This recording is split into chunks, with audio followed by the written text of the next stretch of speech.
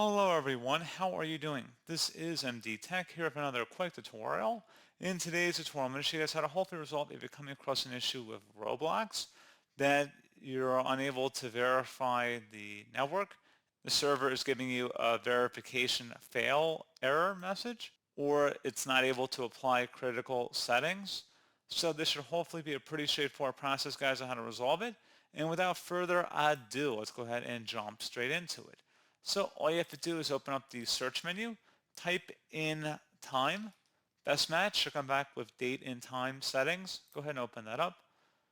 Now on the right side, you want to scroll down underneath additional settings and sync now. Select the sync now button. Give that a moment. And then once that's done, attempt to connect back to the servers, and then hopefully your issue should have been resolved. So as always, thank you guys for watching this brief tutorial. I do hope I was able to help you out, and I do look forward to catching you all in the next tutorial. Goodbye.